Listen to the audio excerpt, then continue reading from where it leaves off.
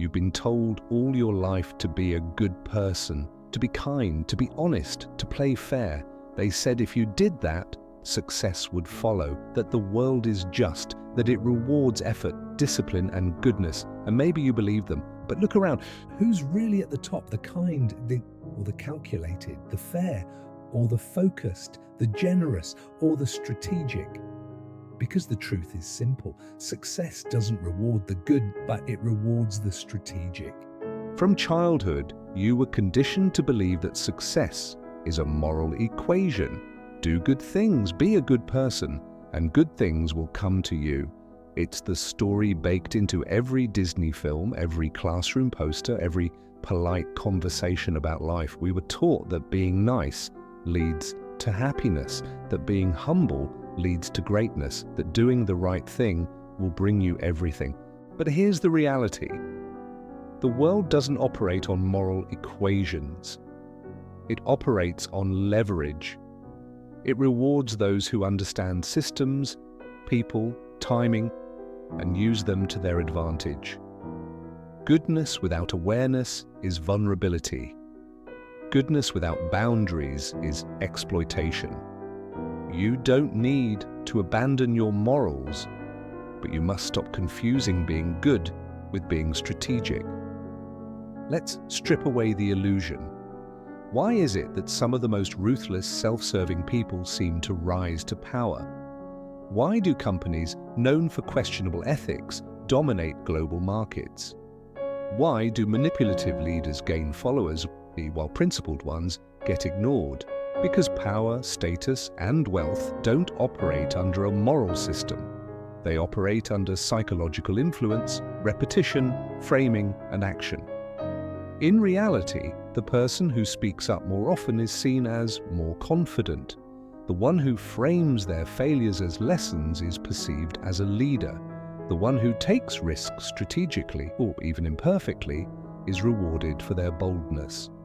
The person who works the hardest is often overlooked, because visibility is more powerful than effort. Perception is more powerful than reality.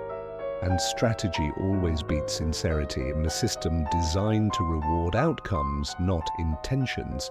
So what does it mean to be strategic? It means thinking like a chess player in a game where most people are still hoping it's fair.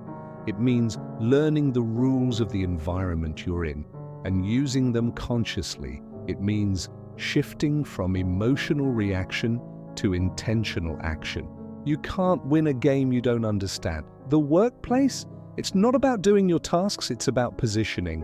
Relationships, not about pleasing others, it's about boundaries, energy, a mutual vision.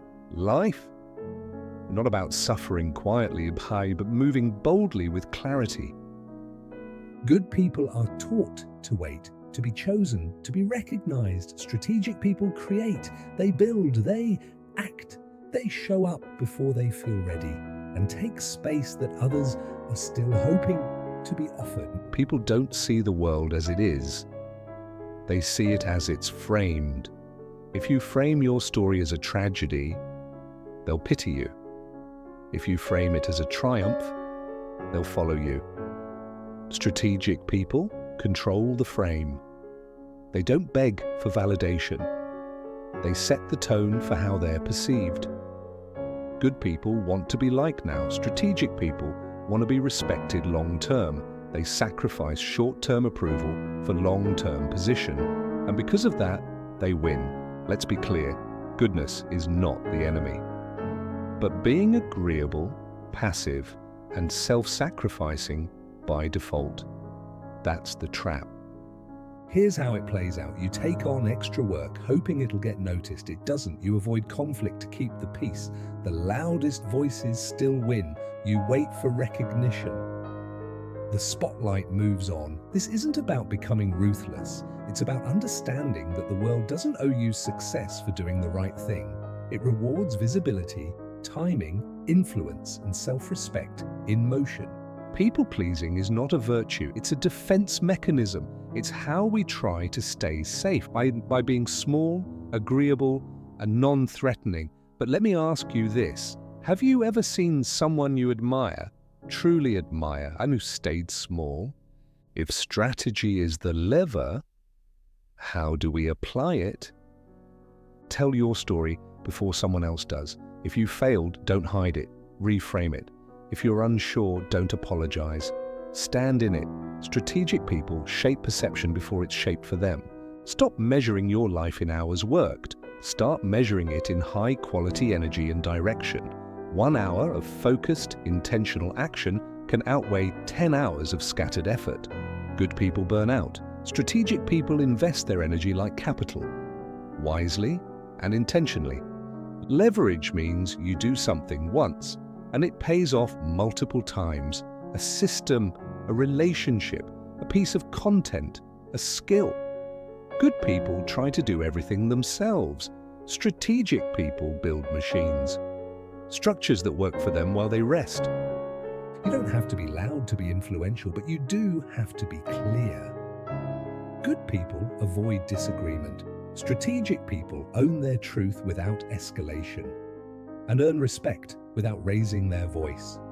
You've been told your whole life that being good is the path.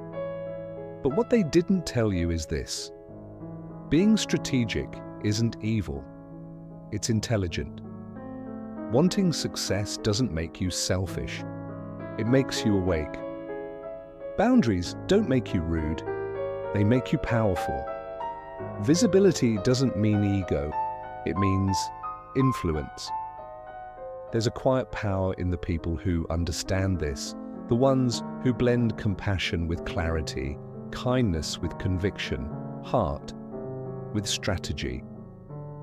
Those are the ones who move mountains, not because they were chosen, but because they stopped waiting and started creating.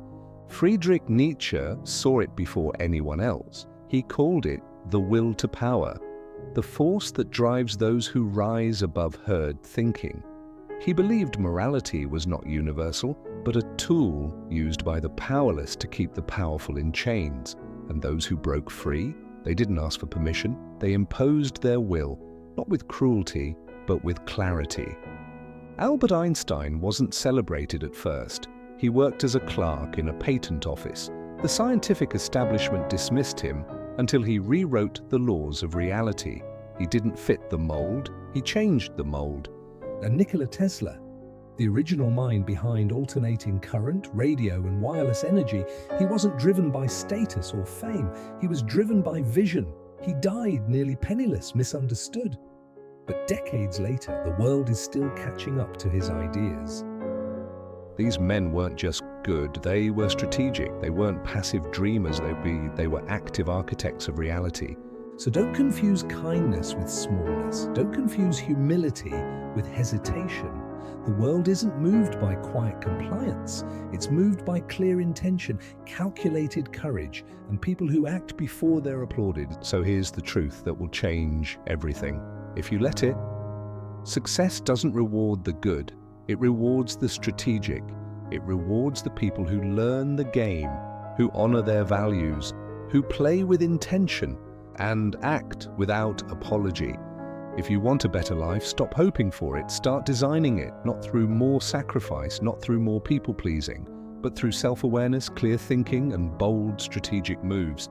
Because the world doesn't need more agreeable people. It needs more awake ones. So ask yourself, are you playing to be liked, or are you playing to lead? This is Reframe Matrix. You didn't find this channel found you. Like and subscribe if you want to empower yourself.